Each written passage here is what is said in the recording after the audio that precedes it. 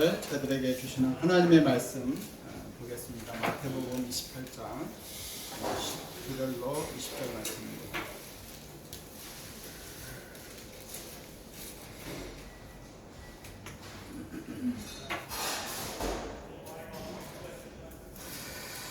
마태복음 28장 19절로 20절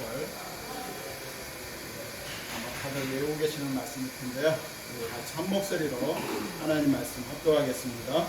그러므로 너희는 가서 모든 민족을 제자로 삼아 아버지와 아들과 성령의 이름으로 세례를 베풀고 내가 너에게 분부한 모든 것을 가르쳐 지키게 하라. 볼지어다 내가 세상 끝날까지 너희와 항상 함께 있으리라 하시니라. 아멘. 먼저 말씀을 선포하기 전에 우리 미국 성교력교회 1인 예배 이렇게 오픈한 것을 진심으로 축하드립니다. 너무 귀하고 복된 시작이라 생각이 들고요. 이따가 설교 중에도 나오겠지만 미국 성교력교회가 복받을 행동을 하고 계시다 생각이 들어서 정말 진심으로 축하드립니다. 예, 이런 예배 주어진 시간이 저한테 20분이니까요. 하나님 말씀 선포하겠습니다. 요즘 우리 젊은 커플들 가운데요, 딩크족이라는 말이 유행하고 있습니다. 딩크, D-I-N-K라고 하는 딩크족이 유행하고 있는데요. 줄임말입니다. 더블 인컴, 노 키드. 더블 인컴, 노 키드. 결혼해서 두 사람이 다 맞벌이 하면서 아이는 낳지 않고 사는 그 부부들을 지칭하는 말입니다. 그러니까 아이는 어떻습니까? 뭐 여기 다 학부형들 거기 많으신데 아이는 사실 여러모로 우리 인생에 아주 경제적인 용어로만 사용한다면 어찌 보면 효율성이 좀 떨어져요. 짐이 될 수 있습니다.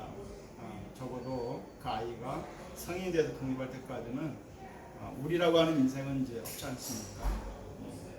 그래서 어찌 보면은 요즘 젊은 세대들이 부부끼리만 아주 여유롭고 또 즐겁게 살자라고 하는 생각에서 나온 유행어입니다. 짧은 생각으로는요, 이 생각이 굉장히 좋아 보여요. 그런데 문제는 여러 이유로 결코 좋지 않는데요. 가장 큰 이유는 하나님이 형성해 놓으신 그 자연의 그 순리에 역행하는 것이기 때문에 그렇습니다. 사실 모든 존재는요, 또 다른 존재를 낳는 과정을 통해 존재하게 돼요. 그렇잖아요. 만약에 저희 부모님이 아이를 안 낳겠다, 딩크족이 되시겠다 그랬었으면 저희 자리에 없지 않습니까? 감사하게도 딩크족이 안 되셨기 때문에 제가 이 자리에 이렇게 된 거 아니겠어요? 태어났으면 또 다른 존재를 남기고 가는 것이 어찌 보면 자연의 순리입니다. 물론 외에도 있기는 하지만요. 그렇지 않는 것은 어찌 보면 자연의 순리를 역행하는 것이고 분명 재앙으로 돌아오게 될 것입니다. 바로 재앙이 두 번째 이유인데요. 이 딩크족의 삶을 너도 나도 살게 된다면 멀지 않아 어느 세대에게는 재앙으로 돌아올 거예요. 우리를 부양해 줄 수 있는, 저희도 나이가 더 들면 이제 노인이 되지 않습니까? 그러면 분명히 젊은 세대가 그 자리를 차지해줘서 우리를 부양을 해줘야만이 이 노년 세대가 복지 혜택을 누리고 살아갈 수 있죠. 아니, 근데 그것이 끊어지게 된다면 어느 세대인가는 분명 그것이 재앙으로 돌아오게 됩니다. 그리고 심지어는 그 공동체가 사라지는 일도 벌어질 수 있을 것입니다.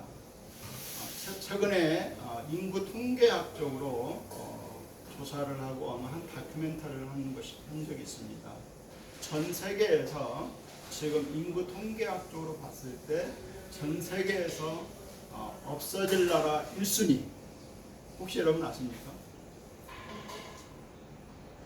네, 안타깝게도 우리 조국 대한민국 인구 통계학적으로 지금처럼 아이를 안 낳다 그러면 전 세계에서 없어질 나라 1순위가 우리 조국 대한민국. 그 정도로 지금 자녀를 안 낳는 심각한 위기의 상황에 직면해 있다고 할 수 있습니다. 이러한 딩크족의 삶이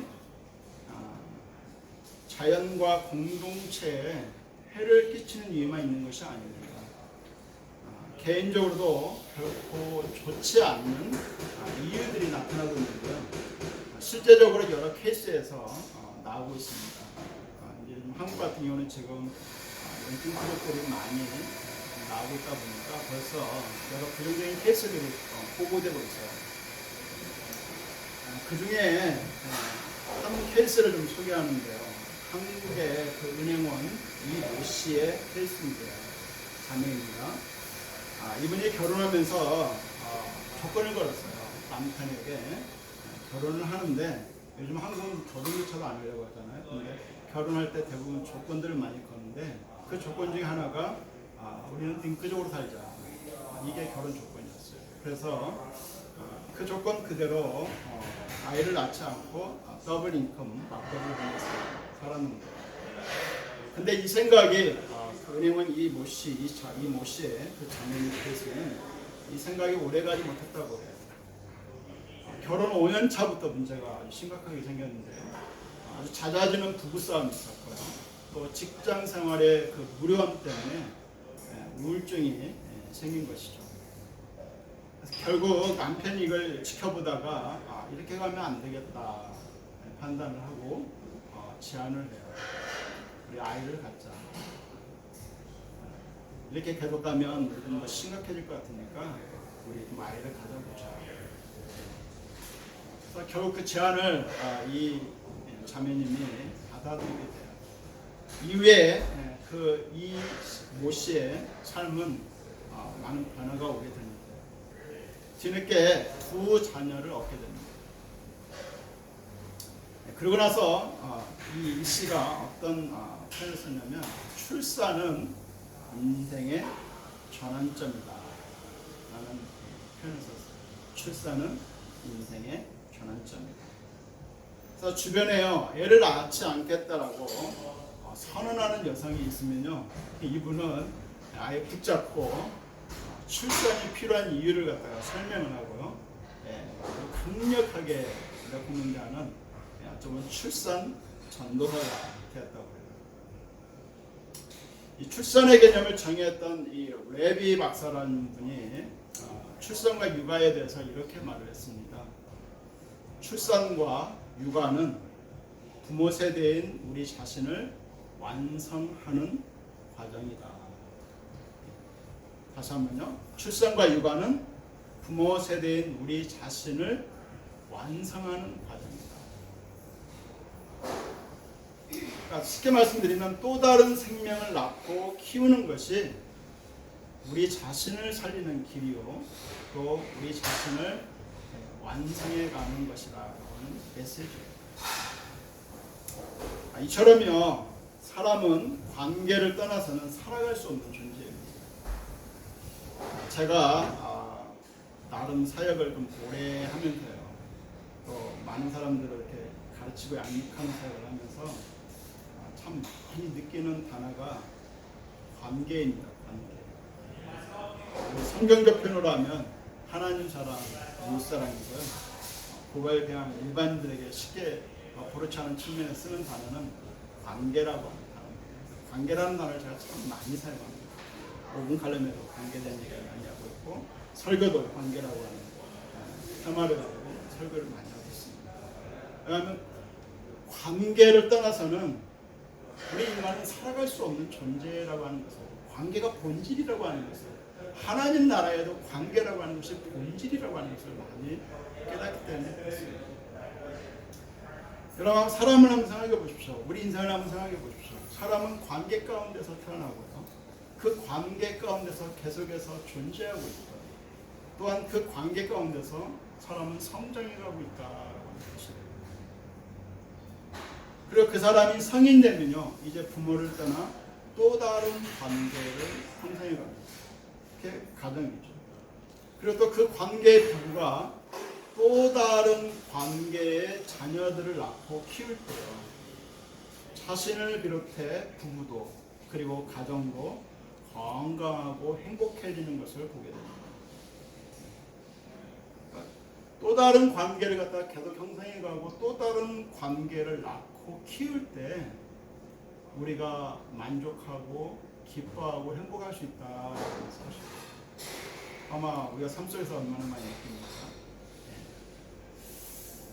아이를 갖지 않았으면 자살할 사람들이 참 많았을 거라고. 그런데도 불구하고도 그 자살할 수밖에 없는 그 상황과 형편 속에 살았음에도 불구하고도 그분이 끝까지 살아있을 수 있는 이유 중에 하나는 아이가 차지하는 포션이 굉장히 많았을 거라고.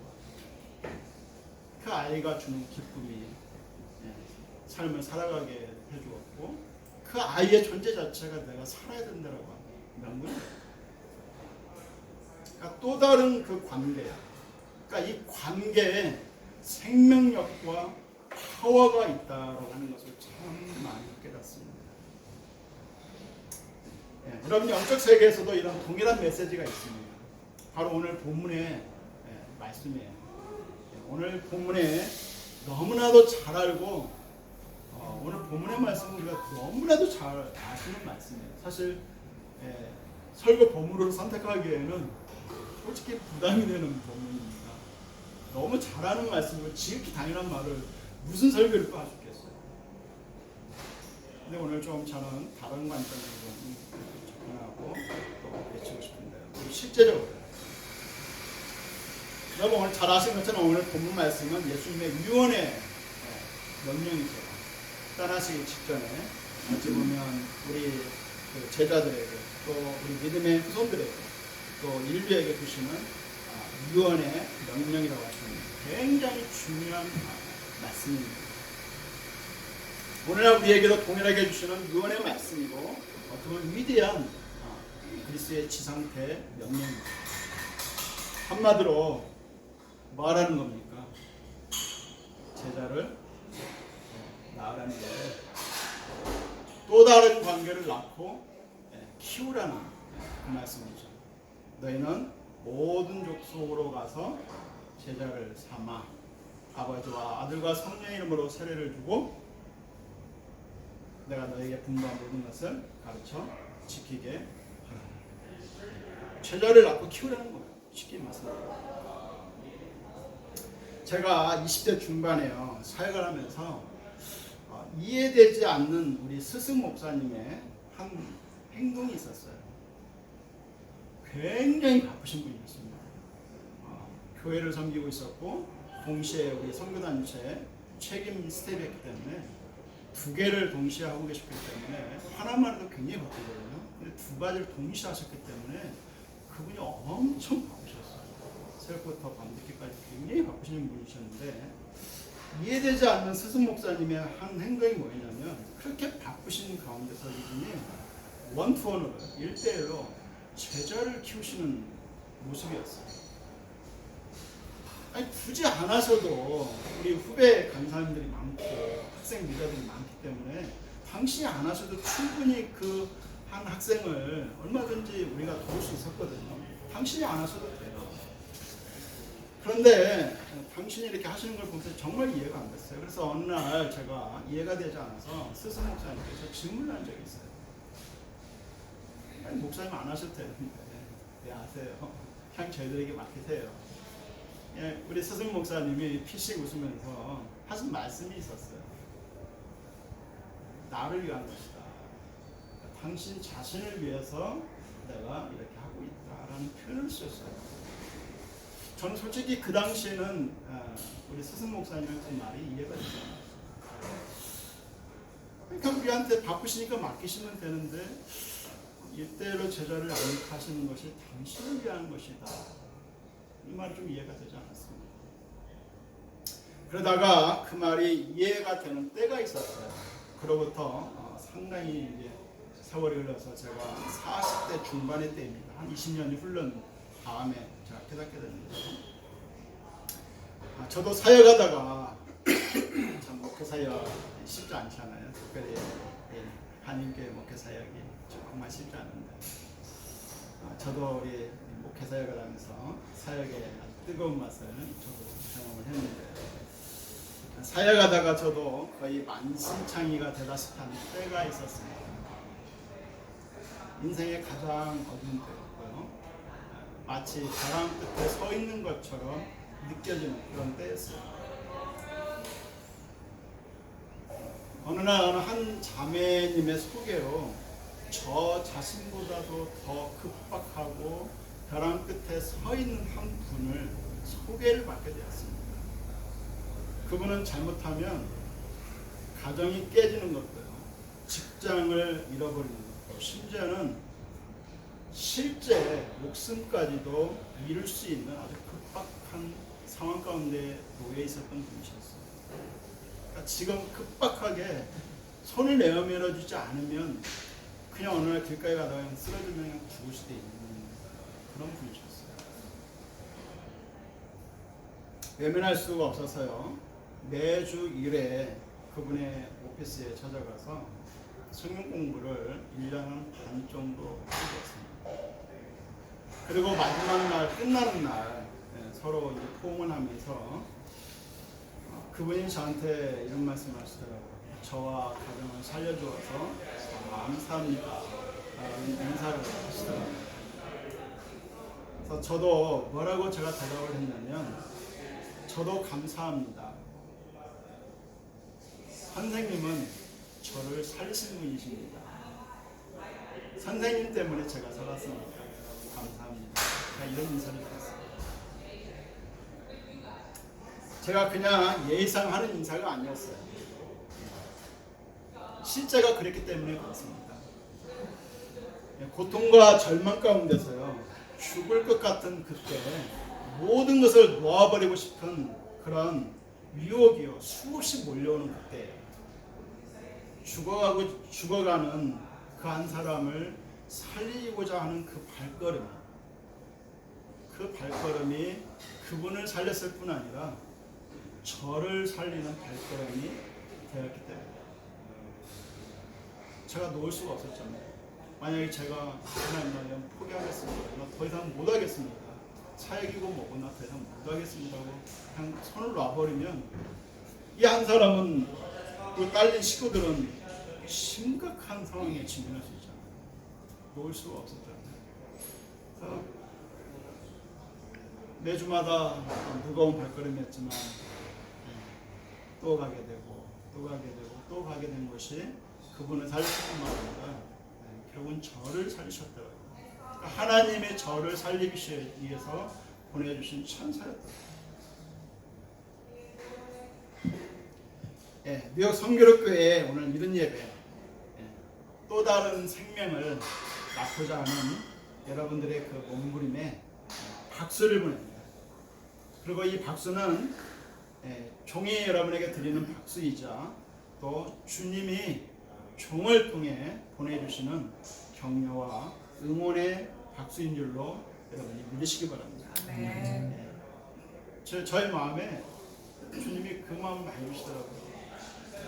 그래서 종아, 네가 나를 대신해서 뉴욕 성교력교회 우리 사역자들에게 또 성도들에게 정말 수고한다, 잘한다, 이 응원과 격려의 박수를 좀 네가 꼭 알렸으면 좋겠다라는 그 감동을 주셔서 제가 오늘 설교 중에 정말 주님이 기뻐하신다, 그리고 주님이 여러분들의 이러한 또 다른 영혼들을 낳고자 몸부림치는 여러분들의 이런 액션에 정말 주님이 기뻐하시고 응원과 격려의 박수를 보내고 있다는 것을 꼭 기억하시기 바랍니다. 아멘. 쉽지 않는 발걸음이지만 이 발걸음이요, 저는 확신합니다. 뉴욕 성교력교회를 살리는 발걸음이 될 것입니다. 그리고 이 자리에 계시는 여러분들을 살리는 놀라운 발걸음이 될 줄로 믿습니다. 아멘. 자, 그러면 제자를 낳는 것은 어떻게 하는 걸까요? 저는 오늘 평생을 제자를 양육했던 사역을 30년 넘게 했던 사람으로서 저는 오늘 뉴욕 성교력교회에 너무나 잘 아시는 거지만 다시 한번 도전하고 싶습니다. 제자를 낳는 것은 어떻게 하는 걸까요?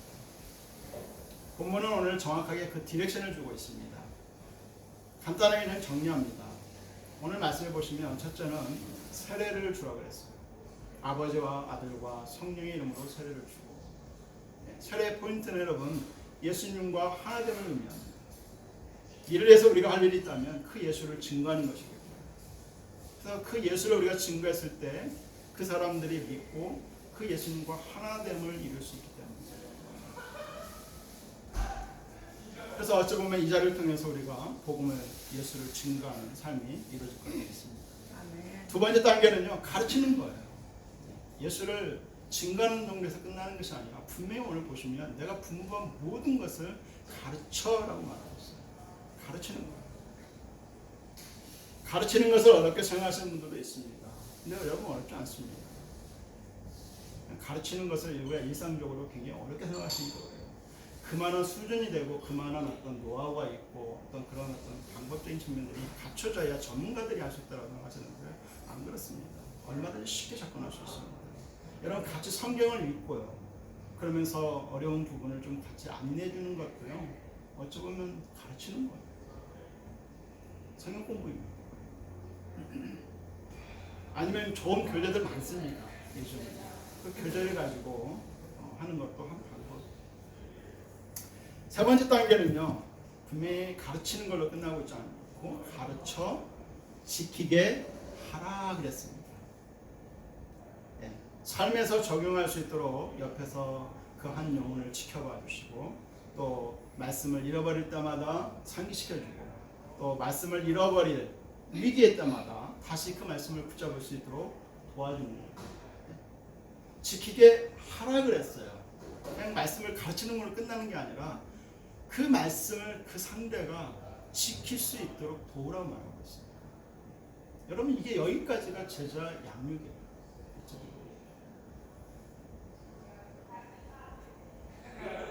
어쩌면 신앙의 멘토가 되어주는 것이죠. 베이비를 돕듯이 우리가 돕는다면 그렇게 어렵지 않습니다. 물론 최고는요, 우리가 믿음의 선배로서 먼저 가르친 그대로 사는 모습을 보여주는 것이고, 그리고 그 대상에게 정말 말씀이 파워가 있다는 것을, 그리고 그 열매가 이렇게 좋다라고 하는 것을 우리의 삶으로 보여주면 훨씬 더 잘 지키게 됩니다. 저는 젊은이들에게 주로 사용하는 방법이 그렇습니다. 설교만 하고 가르치기만 하면 잘 사실 못해요. 근데 이 말씀을 내가 붙잡고 살다 보니까 이런 좋은 리절트가 있더라. 나를 봐라. 내 삶에 이런 열매가 있지 않느냐. 너도 한번 붙잡아봐라. 한번 해봐라. 그럼 어떤 열매가 있는지 한번 우리가 보자. 실제 열매 나타나잖아요. 말씀을 지키면, 말씀을 우리가 붙잡으면, 말씀을 순종하면 그대로 되어지잖아요. 그것을 우리 삶으로 보여줄 때, 그러면서 우리 같이 해보자고 권할 때 그 말씀을 지키게 하시도록 하십시오. 분명 제자를 낳고 키우는 것은요, 주님의 유언이자 지상 대명령의 사명입니다. 나를 살리고 어쩌면 공동체를 살리는 최고의 일이에요. 그럼에도 불구하고 안타까운 우리의 현실은요, 제가 지난 오랜 세월 수없이 많은 사람들과 제자 훈련을 시키고 또 많은 사람들과 성경 공부를 하면서 깊이 1대1로 제가 질문을 하고 대화를 나눴을 때 안타까운 우리의 현실은요, 대부분의 많은 사람들이, 많은 분들이 이 말씀을 아세요. 그런데 실제적으로 이 말씀을 그대로 행하고 있는 분은 제가 많이 봤어요. 어떤 특정 전문가들이나 훈련받은 자들만이 할 수 있는 일로 생각을 대부분 하고 계시고요. 그래서 아예 포기하고 있는 분들이 참 많았습니다. 이 자리에 계시는 여러분들은 어떠신지 모르겠어요. 지금 목사님들도 많으시고 사모님들도 많으시고 전사님들도 많으신데 이 말씀 너무나 잘하시는 말씀이잖아요. 근데 실제로 이 말씀 그대로 제자를 낳고 키우는 일을 하고 계시나 질문입니다.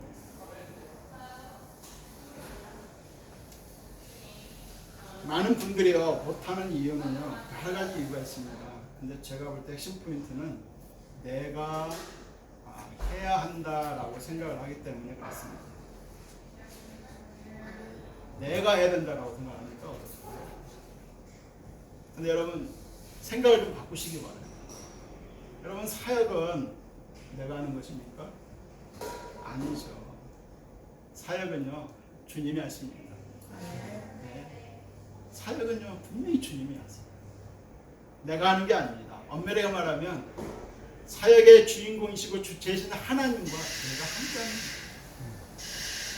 더 정확히 말하면 두 분의 보혜사이신 예수 그리스도와 성령 하나님이 하시는 일이고 그 일에 우리들이 도구로 쓰임받을 뿐입니다. 그렇기 때문에요 도구에게는요 내가 좀 부족하고 연약하고 뭐 자신 없고 상관없어요. 내가 한다고 하니까 못하는 거죠. 주님이 하시는데 왜 못해요? 그저 우리가 그냥 연약함에도 불구하고 부족함에도 불구하고도 예 주님이 하라 하셨으니까 저는 순종하겠습니다. 저는 부족하지만 당신이 하시니까 당신이 나를 쓰십시오. 그러니까 하나님은요 충분히 할 수 있습니다. 왜 그렇습니까? 책임을 지시는 분도 감당을 하시는 분도 그리고 열매를 맺으시는 분도 주님이 하시기 때문에 말씀에 순종하기 위해서 여러분 구체적인 그 how to들을 제시해 드리려고 합니다. 너무 평범한 이야기예요. 근데 다시 한번 우리가 좀 뭐라 할까요? 정말 내가 오늘부터라도 오늘 이 말씀을 내가 내 것으로 소유하고 내가 실제 삶에서 내가 적용해 봐야겠다 라고 하는 측면에서 그냥 how to들을 좀 제시해 드리려고 합니다. 너무 여러분한테는 죄송합니다. 사역자들인데 이런 how to들을 제시해서 저한테 죄송합니다. 근데 한번 해봤으면 좋겠다는 측면에서 how to들을 제시합니다. 오늘부터요 실제적으로요 이 말씀에 순종해서 도전해 보시길 바라는데요. 먼저 마음에 감동을 주는 한 분을 가슴에 품고 기도하는 것부터 시작해 보시길 바랍니다. 주님, 제가 오늘 이 말씀을 듣고 저도 한 사람이라도 내가 제자를 낳고 키우겠습니다. 저에게 감동을 주십시오. 하면 분명히 마음에 감동이 되어지는 분이 있을 겁니다. 그 한 분을 내가 가슴에 품고 기도하는 것부터 시작해 보시길 바랍니다. 그러다가 더 감동이 되고 여러분에게 힘을 주시면 만나기 시작하십시오. 삶을 나누면서 자연스럽게 예수님을 소개하고 또 예수님과 함께하는 삶이 주는 그 은혜가 뭔지 그 복들이 뭔지를 나누시기 바랍니다.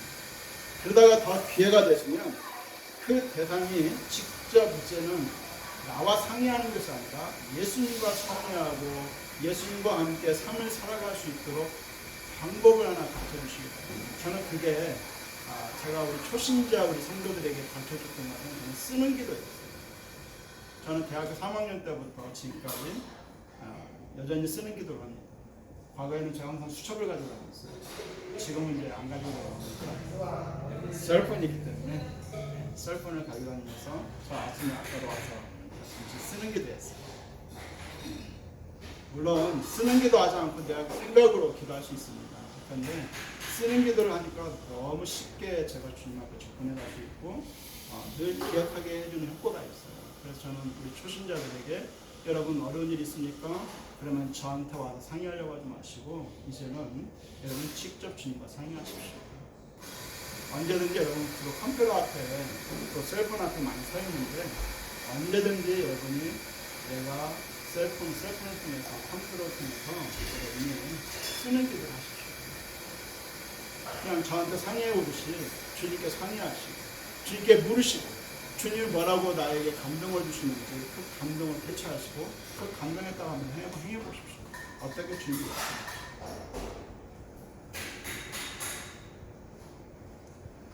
또 계속해서 기도하다가 더 기회를 주시면 가능하면 1대1로 성경 공부를 시작하시기 바랍니다. 제자는요, 제 사역 경험으로는 1대1로 할 때가 최고의 효과가 있습니다. 1대 다보다는 1대1이 아주 좋은 효과가 있습니다. 함께 말씀을 공부하고 함께 적용하면서 그 말씀이 주는 결과들에 대해서 나누시길 바랍니다. 마지막으로요, 제자의 양육의 가장 큰 승부수는요, 제자 훈련시키는 교회들, 제자 훈련을 시키는 단체들이 참 많아요. 그런데 제자가 되냐 못 되냐를 결정하는 마지막 승부수는 훈련에 있지 않습니다. 많은 교회들이 제자 훈련을 시키시는데 실패하는 이유가 저는 거기에 있다고 확신합니다. 훈련만 받아서는 제자가 되지 않습니다. 절대로 되지 않아요. 또 다른 제자를 낳고 키울 수 있도록 그 대상에게 도전하고 함께 그 제자를 낳고 키울 수 있도록 도와주는 작업까지 가셔야 해요. 그러니까 제가 돕고 있는 그 사람이 또 다른 제자를 낳고 키우는 것까지를 도와주셔야 그 사람이 진짜 제자가 돼요.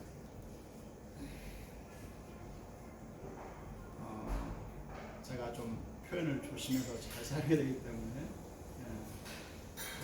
좀 조심스럽긴 한데요. 제가 사역을 해보니까요, 훈련을 많이 받은 사람보다요, 이제 훈련을 1년밖에 못 받았지만 2학년이 되어서 제자를 낳은 사람이에요. 그 친구가 진짜 제자가 돼요.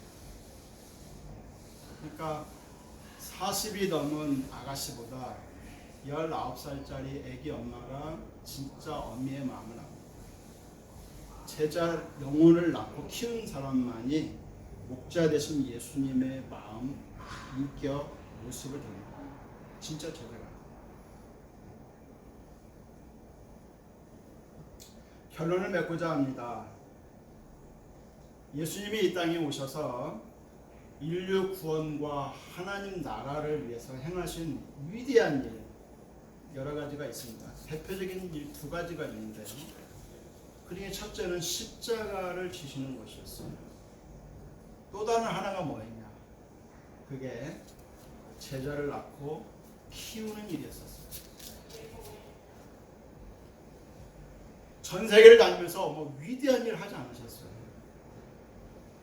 어쩌면 3년 6개월 동안 집중적으로 예수님이 십자가를 쥐는 위대한 사명 외에 나머지 집중하셨던 것은 제자를 낳고 키우는 것이었어요.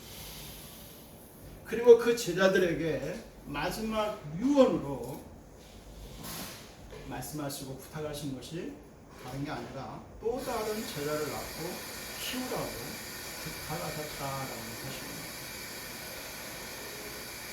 그 제자들이 이 유언의 말씀에 순종해서 또 다른 제자를 낳고 키웠기 때문에 우리 믿음의 조상들이, 믿음의 선배들이 그 말씀에 순종했기 때문에 오늘날 우리들이 이 자리에 존재하고 있다라고 저는 믿습니다.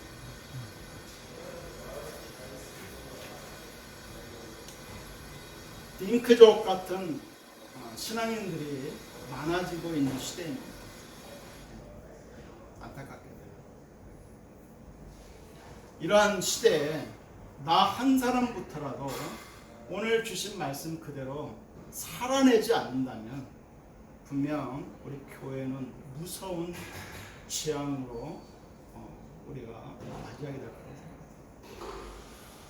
오늘 이 말씀을 우리조차도 이 말씀을 우리가 소홀히 해버린다면 분명히 무서운 재앙으로 돌아오게 될 거라고 생각합니다.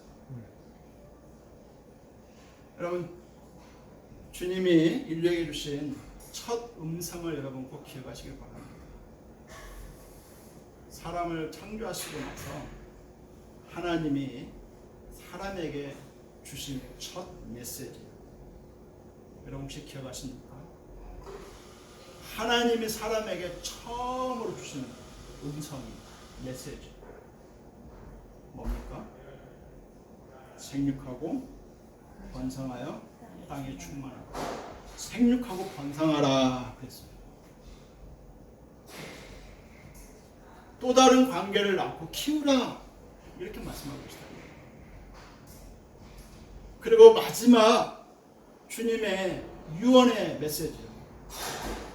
우리에게서 떠나가시면서 다시 돌아올 것을 약속하실 뿐만 아니라 그 귀한 동안에 우리에게 부탁하신 예수님의 마지막 유언의 메시지 뭐라고 외치셨습니까?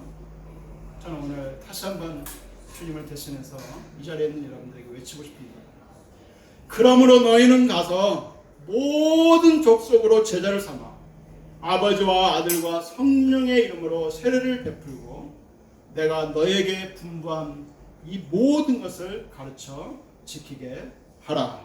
아멘. 볼지어다 내가 세상 끝날까지 너희와 항상 함께 있으리라.